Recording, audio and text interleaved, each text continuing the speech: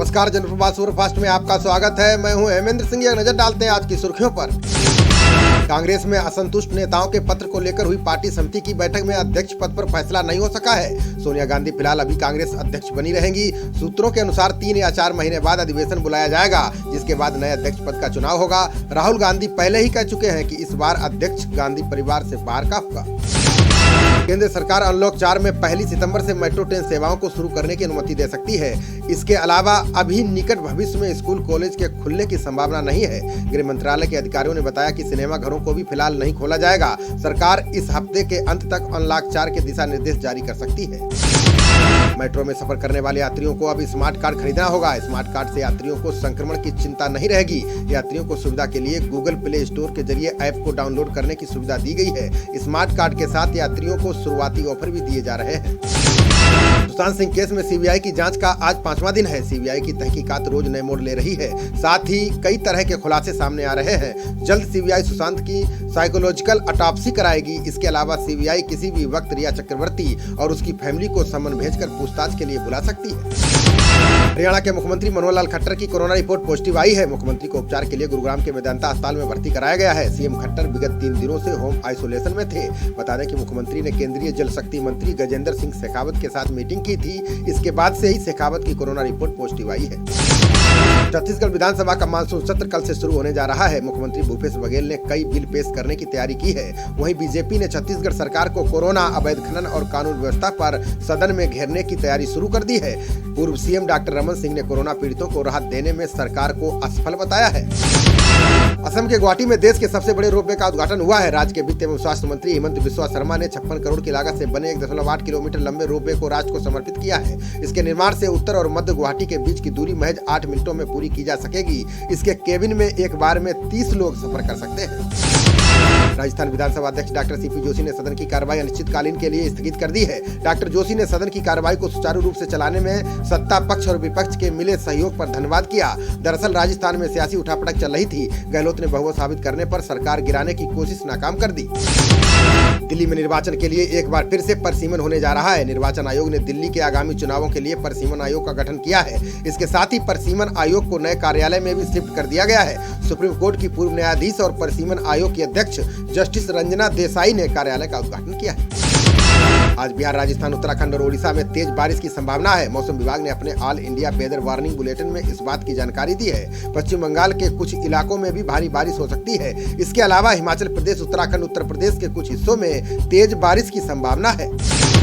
Corona टीके का serum institute of India आज से दूसरे चरण का मानव क्लिनिकल परीक्षण शुरू करेगी। सूत्रों ने बताया कि कोविशील्ड की सुरक्षा और प्रतिरोधक क्षमता जांचने में स्वास्थ्य वयस्क भारतीयों पर नियंत्रित अध्ययन किया जाएगा। बता दें कि ऑक्सफोर्ड विश्वविद्यालय द्वारा विकसित कोरोना टीके के उद्घाटन में SII साझेदारी कर रहा है।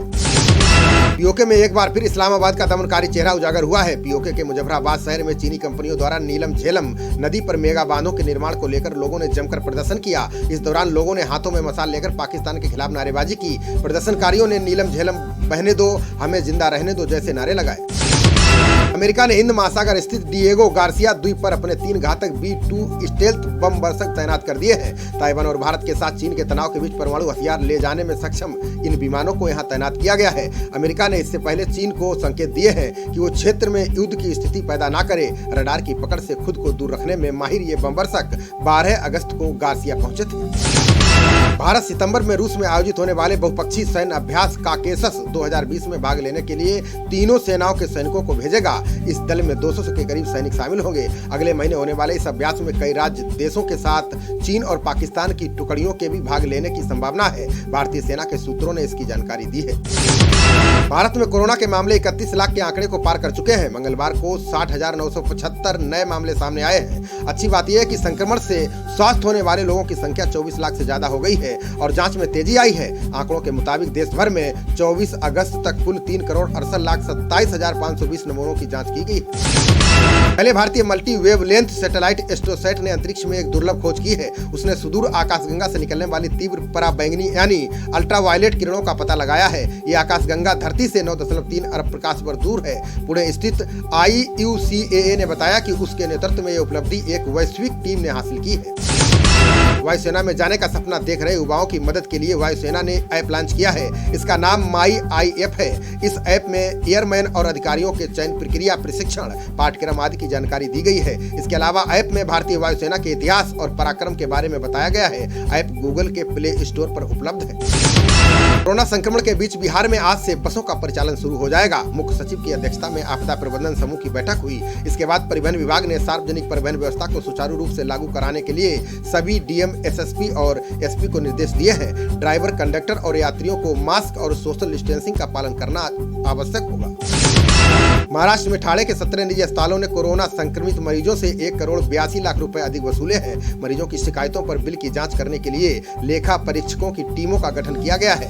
टीमों ने 10 जुलाई से 21 अगस्त तक के बिलों की जांच की। इसमें 1,362 बिलों में अनियमितता पाई गई है। महानगर पालिका ने इन अस्पतालों को कारण बताओ नोटिस जारी किया है।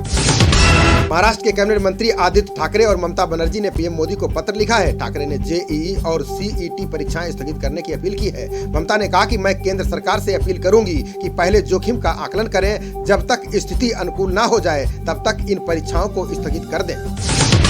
मध्य प्रदेश कांग्रेस मीडिया प्रभारी KK मिश्रा ने ग्वालियर के DM और SP पर कार्रवाई की मांग की है। कांग्रेस ने आरोप लगाया कि ग्वालियर में सिंधिया ने एक विशाल कार्यक्रम का आयोजन किया है। इसमें कोरोना प्रोटोकॉल गाइडलाइंस को तोड़ा गया है। इसके साथ ही सोशल डिस्टेंसिंग की धज्जियां भी उड़ाई गई हैं। इसे रोकने में DM और SP ने कोई कार्रवाई नहीं की है। यूपी की चंदौली पुलिस ने मुठभेड़ में बदमाश अशोक यादव को गिरफ्तार करने में सफलता पाई है। पुलिस ने इसे चेकिंग के दौरान रोका था, जिसके बाद बदमाश ने पुलिस पर हमला कर दिया। फिलहाल पुलिस ने गोली मारकर दबोच लिया। पुलिस ने बताया कि वाराणसी के टॉप 10 अपराधियों में अशोक यादव का नाम शामिल है। पुलिस को इसके लंबे समय से इंतजार था। समाजवादी पार्टी के पिछड़ा वर्ग प्रकोष्ठ के अध्यक्ष राम लोटन निषाद पर अयोध्या पुलिस ने रिपोर्ट दर्ज की है। राम लोटन ने भगवान राम के काल्पनिक होने का बयान दिया था। इस मामले में पुलिस ने कार्रवाई की है। वहीं अखिलेश यादव ने समाजवादी पार्टी के पिछड़ा वर्ग प्रकोष्ठ से राम लोटन को हटा दिया है। साथ ही प्रकोष्ठ की जिम्मेदारी अध्यक्ष के तौर पर पूर्व मंत्री डॉक्टर राजपाल कश्यप को सौंप दी है। उत्तर प्रदेश सेंट्रल सुन्नी वक्फ बोर्ड ने अयोध्या में मस्जिद के निर्माण कार्य को अगले 3 महीने में शुरू करने का ऐलान कर दिया है। वक्फ बोर्ड के अध्यक्ष अतर हुसैन ने कहा कि ट्रस्ट ने मस्जिद के साथ एक अस्पताल, इस्लामिक कल्चर सेंटर और किचन बनाने का फैसला किया है। अस्पताल और इस्लामिक कल्चर सेंटर सभी के लिए खोला जाएगा, जिससे कोई भी जरूरतमंद यहां आकर इलाज करा सकता है। सुप्रीम कोर्ट ने मेडिकल काउंसिल ऑफ इंडिया को अगले वर्ष से नीट को ऑनलाइन कराने पर विचार करने को कहा है। जस्टिस L नागेश्वर राव की अध्यक्षता वाली पीठ ने यह सुझाव दिया है। साथ ही सुप्रीम कोर्ट ने विदेशी छात्रों की याचिका खारिज कर दी है। याचिका में मांग की गई थी कि मिडिल ईस्ट और खाड़ी देशों में भी नीट के लिए परीक्षा केंद्र बनाए जाएं। सुप्रीम कोर्ट कोलेजियम ने इलाहाबाद हाईकोर्ट के 28 एडिशनल जजों को स्थायी जज नियुक्त करने की सिफारिश को मंजूरी दे दी है। इसके अलावा कोलेजियम ने कोलकाता हाईकोर्ट के 5 एडिशनल जजों को भी स्थायी जज बनाने की सिफारिश की है। बता दें कि ये सभी 22 नवंबर 2018 को एडिशनल जज नियुक्त किए गए थे। रेल योजनाओं को रफ्तार देने के लिए मंत्रालय ने कमर कस ली है। रेल मंत्री पीयूष गोयल ने डेडिकेटेड फ्रंट कॉरिडोर परियोजना की समीक्षा की। परियोजना को पूरा करने के लिए खुद रेल मंत्री ने कमान संभाल ली है। अधिकारियों के साथ बैठक में गोयल ने सख्त निर्देश दिया है कि हर हाल में दिसंबर 2021 तक लक्ष्य को पूरा किया जाए। सुप्रीम कोर्ट ने AGR मामले में फैसला सुरक्षित रख लिया है। सुप्रीम कोर्ट ने 3 पहलुओं पर विचार किया है। इनमें पहला केंद्र की याचिका है, जिसमें AGR के भुगतान के लिए 20 साल का समय देने की मांग की गई है। एयरटेल और वोडा आइडिया ने 15 साल में भुगतान की अनुमति मांगी है। केंद्रीय शिक्षा मंत्री रमेश पोखरियाल निशंक ने national institute of open schooling की विभिन्न गतिविधियों की समीक्षा की। उन्होंने एक डैशबोर्ड बनाने का सुझाव भी दिया है। इसमें पूरे देश के सभी केंद्रों की विस्तृत जानकारी और संपर्क सूत्रों को शामिल करने का सुझाव दिया गया है। त्रिपुरा बांग्लादेश जलमार्ग पर सितंबर में परीक्षण परिचालन शुरू हो जाएगा। मुख्यमंत्री बिप्लब कुमार देब ने इसकी जानकारी दी। उन्होंने कहा कि इस साल मई में भारत बांग्लादेश ने 93 किलोमीटर लंबे सोनापुरा दाऊद कांडी जलमार्ग पर समझौता किया है। देव ने कहा कि मालवाहक नौकाओं से 50 MT सीमेंट ढाका से सोनामुरा लाया जाएगा। ऐसा इतिहास में पहली बार होगा जब किसी भी तरह का माल त्रिपुरा में जहाज से पहुंचेगा। केरल की LDF सरकार के खिलाफ विपक्ष का अविश्वास प्रस्ताव पास नहीं हो पाया है। कांग्रेस द्वारा लाए गए अविश्वास प्रस्ताव 40 के मुकाबले 87 मतों से गिर गया। विधानसभा अध्यक्ष P रामकृष्णन ने ये घोषणा की है। मुख्यमंत्री पिनराई विजयन ने कांग्रेस पर तीखा हमला किया। उन्होंने कहा कि कांग्रेस दयनीय हालत में है। अधिकतर नेता भाजपा में शामिल होने का इंतजार कर रहे हैं। मेघालय के पूर्व राज्यपाल तथागत रॉय ने पश्चिम बंगाल प्रभारी कैलाश विजयवर्गीय से मुलाकात की। रॉय ने भाजपा में दोबारा शामिल होने की इच्छा जाहिर की है। रॉय ने कहा कि वे सक्रिय राजनीति में दोबारा लौटना चाहते हैं। रॉय ने कहा कि अगले साल होने वाले विधानसभा चुनाव में तृणमूल कांग्रेस सरकार को हराने की प्राथमिकता होनी चाहिए। झारखंड के पूर्व मंत्री एनोसा एक्का को हाईकोर्ट ने तगड़ा झटका दिया है। आय से अधिक संपत्ति मामले में एक्का को सीबीआई की विशेष अदालत ने 7 वर्ष कैद की सजा सुनाई है। न्यायालय ने एक्का को अंतरिम जमानत देने से इनकार कर दिया। साथ ही हाईकोर्ट ने मामले पर अंतरिम बहस करने की बात कही है।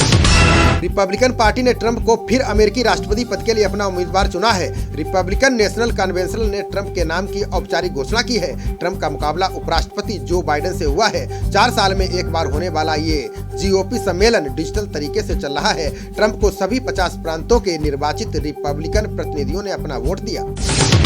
तिब्बती धर्मगुरु दलाई लामा की सुरक्षा कड़ी कर दी गई है। इसकी जानकारी हिमाचल प्रदेश के मुख्यमंत्री जयराम ठाकुर ने दी है। उन्होंने कहा कि चीनी नागरिक चार्ली पेंग के निर्देश पर कुछ लोगों ने दलाई लामा की रेकी की थी। पुलिस ने 2 आरोपियों को गिरफ्तार किया है। इस घटना के बाद लामा की सुरक्षा व्यवस्था और सख्त की जा रही है। बता दें कि चीनी नागरिक चार्ली पेंग को मनी लॉन्ड्रिंग रैकेट चलाने के आरोप में सीबीडीटी ने गिरफ्तार किया है। कोरोना संकट और महंगाई के बीच मोबाइल रिचार्ज का बोझ जेब पर भारी पड़ने लगा है। एयरटेल ने बड़ा दावा किया है कि आगामी 6 महीनों के भीतर इंटरनेट डाटा महंगा होने जा रहा है। इसमें 160 रुपए में 16 GB से इंटरनेट की सुविधा न मिलने के संकेत मिलने लगे हैं। राजस्थान विधानसभा चुनाव से पहले बगावत करके बाहर जाने वाले नेताओं की वापसी की तैयारी शुरू हो गई है। बीजेपी के दिग्गज नेता रहे घनश्याम तिवारी और मानवेंद्र सिंह ने चुनाव से पहले पार्टी छोड़ दी है। दोनों नेताओं ने विधानसभा चुनाव में अपने अपने गढ़ में बीजेपी का विरोध किया। इससे कई सीटों पर बीजेपी को हार का मुंह देखना पड़ा। कैबिनेट मंत्री चेतन चौहान की कोरोना से जान जाने के मामले ने राजनीतिक रंग ले लिया है। शिवसेना के प्रतिनिधिमंडल ने राज्यपाल आनंदीबेन पटेल से मुलाकात की। शिवसेना ने एक ज्ञापन सौंपकर मामले में सीबीआई जांच की मांग की है। शिवसेना ने कहा कि लखनऊ पीजीआई देश के चुनिंदा चिकित्सा संस्थानों में शामिल है। इसके बाद भी चौहान को पीजीआई से मेदांता क्यों भेजा गया। हिमाचल सरकार ने नई पंचायतें बढ़ाने पर सूचना जारी की है। मुख्यमंत्री जयराम ठाकुर ने कहा कि राज्य में 230 पंचायत बनाई गई है। इनको राज्य परिसीमन के तहत नई पंचायत गठन करने का फैसला किया गया है। सीएम जयराम ने कहा कि ऐसी 230 नई पंचायत बनाई गई है जहां अब तक उतना विकास नहीं हो सका है जितना होना चाहिए था। इसलिए अब ज्यादा से ज्यादा विकास करके स्थानीय लोगों को लाभ दिया जाएगा। मध्य प्रदेश के भोपाल में इको फ्रेंडली गणेश प्रतिमाएं बनाने का नया अंदाज सामने आया है। प्रतिमा बनाने वाले कलाकार हुकुम सिंह पाटीदार ने बताया कि गणेश की प्रतिमाओं को गोबर से बनाया जा रहा है। ये प्रतिमाएं पूरी तरह से इको फ्रेंडली है। पाटीदार ने कहा कि भोपाल में गोबर की प्रतिमाओं की मांग पहले से ही थी। अब मुंबई सहित कई शहरों में भी मांग बढ़ी है।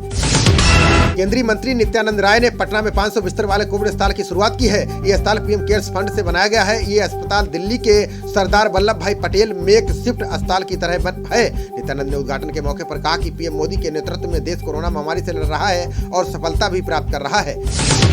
कोरोना को लेकर दिल्ली में हुए सीरम सर्वेक्षण में कई बातें सामने आई है। रिपोर्ट में कोरोना के लिहाज से 5 से 17 साल के बच्चे एवं किशोर संवेदनशील बताए गए हैं। ये सर्वेक्षण 1 से 7 अगस्त के बीच कराया गया।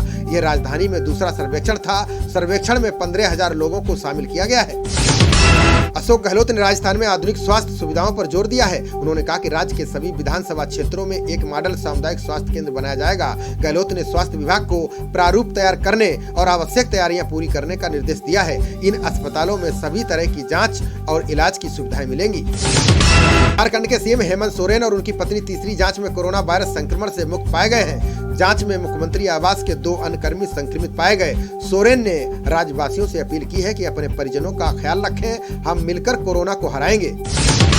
सिंगल यूज प्लास्टिक का उपयोग करने वालों के खिलाफ नोएडा प्राधिकरण ने कार्रवाई शुरू कर दी है। सोमवार को 10 लोगों के खिलाफ कार्रवाई की गई है। नोएडा प्राधिकरण के परियोजना अभियंता एससी मिश्रा ने बताया कि एक विशेष अभियान चलाया जा रहा है। इसके तहत टीम ने शहर के विभिन्न मार्केट में रेहड़ी पटरी वालों एवं रेस्टोरेंट्स पर छापा मारा। कोरोना महामारी के बीच संकट के बीच संसद के मानसून सत्र में अध्यादेश सहित अन्य के दस्तावेजों की कॉपी न देने का फैसला किया है। राज्यसभा और लोकसभा सचिवालय ने सत्र के लिए गाइडलाइंस जारी की है। इसमें कहा गया है कि संसद सदस्यों को दस्तावेजों की सॉफ्ट कॉपी सौंपी जाएगी। बता दें कि एक दिन राज्यसभा और एक दिन लोकसभा चलाने पर पहले ही फैसला हो चुका है। जेडीयू नेता कन्हैया कौशिक की जान लेने वाले आरोपी को पटना पुलिस ने गिरफ्तार करने का दावा किया है। पुलिस ने दिल्ली से कुश को दबोचा है। इसके साथ ही आरोपी कुश के कई ठिकानों पर पुलिस ने छापेमारी की है। बता दें कि जेडीयू छात्र नेता कन्हैया को पटना में कुश ने गोली मारी और मौके से फरार हो गया था, तभी से दिल्ली में छिपा हुआ था। दिल्ली हाईकोर्ट ने प्लेट बेचने वाले बिल्डर के खिलाफ बड़ा फैसला सुनाया है। कोर्ट ने कहा कि बिल्डर प्लेट खरीदार को कब्जा देने में देरी करता है या फिर कब्जा देने के वक्त वादा की गई सुविधाएं देने में असफल रहता है। ऐसे मामले में बिल्डर को प्लेट खरीदार को मुआवजा देना होगा। आपको बता दें कि बिल्डर प्लेट बेचने के दौरान तमाम वादे और दावे करते हैं, लेकिन पैसा लेने के बाद अमल नहीं करते हैं। महाराष्ट्र सरकार के मंत्री सुनील केदार खुलेआम सोनिया गांधी के समर्थन में उतर आए हैं। मंत्री ने कहा कि मैं दिल से सोनिया गांधी के साथ हूं। महाराष्ट्र के तमाम नेता भी उनके साथ हैं। उन्होंने कहा कि कांग्रेस के उन नेताओं को सोनिया गांधी से माफी मांगनी चाहिए जिन्होंने उनके नेतृत्व पर सवाल उठाया है। डिप्टी सीएम सुशील मोदी ने कांग्रेस और आरजेडी पर एक साथ जोरदार हमला बोला है। सुशील मोदी ने कहा कि कांग्रेस के खाते में सीडब्ल्यूसी आदर्श सोसाइटी और कोल ब्लॉक आवंटन घोटाले दर्ज हैं। वहीं आरजेडी के नाम चारा घोटाला, अलकतरा और माल मिट्टी घोटाला दर्ज है। फिर भी दोनों पार्टियां बीजेपी की बात करती हैं, जिस पर अब तक कोई आरोप नहीं लगा है। खबरों का सिलसिला जारी रहेगा। देखते रहिए जनप्रवाद। नमस्कार।